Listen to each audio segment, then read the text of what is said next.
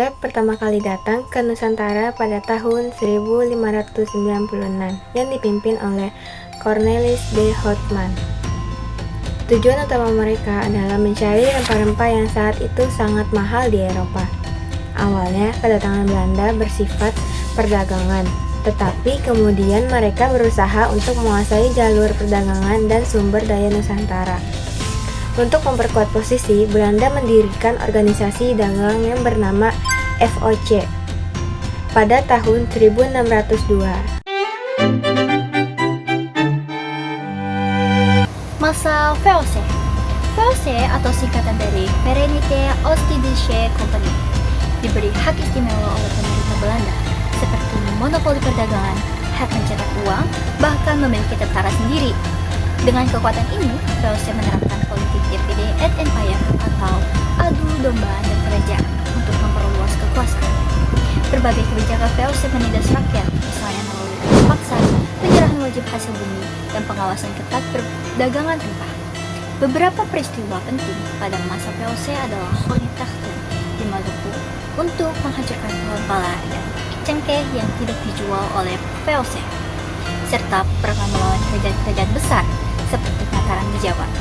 Namun, karena banyaknya korupsi dan hutang, VOC akhirnya dibubarkan pada tahun 1799. Masa pemerintahan Hindia Belanda pada tahun 1800 sampai 1942.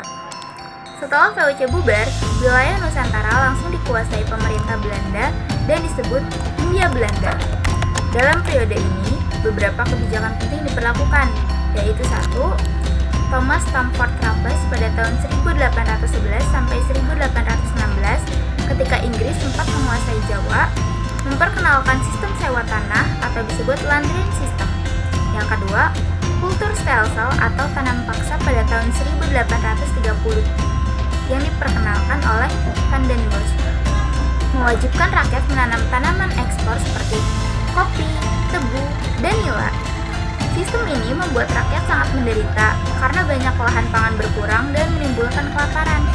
Yang ketiga, politik etis pada tahun 1901 muncul sebagai balas budi Belanda kepada rakyat setelah kritik dari kaum liberal di Belanda.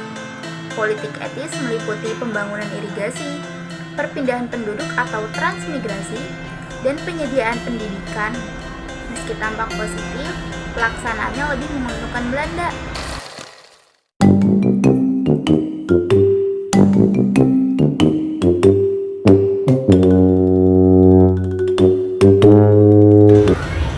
Guys, kalian tahu nggak kalau misalkan penjajahan Belanda menimbulkan banyak sekali dampak untuk rakyat Nusantara?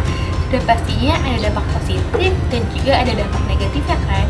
Nah, untuk dampak positif adalah adanya pembangunan infrastruktur seperti jalanan, jembatan, pelabuhan, jalur kereta api, dan juga sejenisnya, serta masuknya pendidikan barat yang memunculkan tokoh-tokoh pergerakan nasional.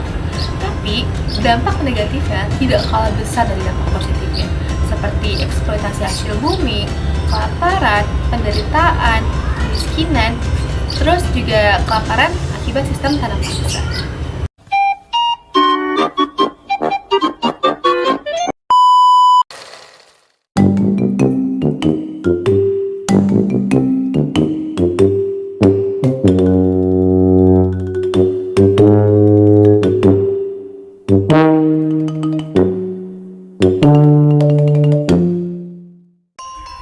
Kalian tahu nggak sih kalau dulu rakyat Indonesia itu nggak tinggal diam saat dijajah oleh Belanda loh. Mereka melakukan perlawanan di berbagai daerah untuk membela tanah air dan melawan penindasan. Perlawanan-perlawanan besar di antara lainnya yaitu Perang Diponegoro yang berlangsung pada tahun 1825 sampai 1830 di Pulau Jawa. Perang ini dipimpin oleh Pangeran Diponegoro untuk melawan penindasan Belanda. Lalu selanjutnya ada perlawanan rakyat Aceh yaitu Perang Aceh yang berlangsung pada tahun 1873 sampai 1904. Perang ini berlangsung sangat lama karena rakyat Aceh berjuang gigih mempertahankan tanahnya. Lalu yang selanjutnya ada perlawanan Pattimura yang berlangsung pada tahun 1817 di Maluku. Perang ini dipimpin oleh Kapitan Patimura untuk menentang monopoli perdagangan rempah-rempah dan penindasan oleh VOC.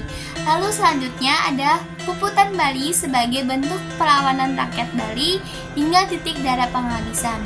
Sebenarnya masih ada banyak lagi perlawanan rakyat di daerah-daerah lainnya yang sama-sama menunjukkan keberanian luar biasa demi tanah air tercinta. Walaupun banyak dari perlawanan itu yang akhirnya kalah, semangat juang mereka tidak pernah padam. Justru dari perjuangan itulah muncul semangat nasionalisme yang menjadi awal mula pergerakan kemerdekaan Indonesia.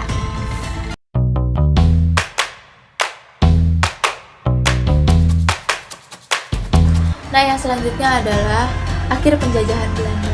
Bayangkan selama 350 tahun lebih lamanya Belanda mencengkram Indonesia, tapi kekuasaannya itu tidak berakhir menjadi abadi.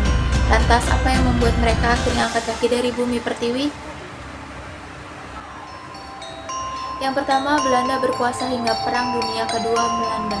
Belanda memang kuat, namun Perang Dunia mengubah segalanya. Segala perhatian dan sumber daya mereka terkuras habis di Eropa, sehingga membuka celah bagi musuh. Yang kedua, di tahun 1942, Jepang menyerbu Indonesia dengan kekuatan militer yang dahsyat. Belanda yang melemah akibat perang di Eropa akhirnya menyerahkan masyarakat. Kekuasaannya pun akhirnya beralih ke tangannya. Yang tiga, akhir era Belanda.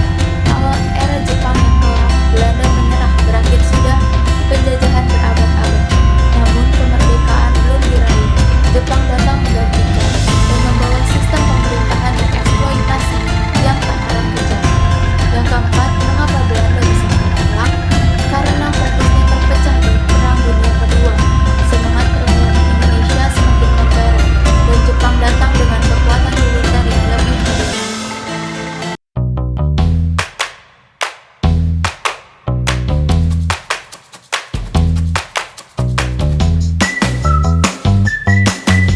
Kesimpulan, penjajahan Belanda di Nusantara merupakan masa panjang penderitaan rakyat akibat eksploitasi, ekonomi, dan politik adu domba. Meski demikian, masa ini juga menumbuhkan semangat perlawanan yang kuat dan menjadi landasan lahirnya pergerakan nasional menuju kemerdekaan Indonesia.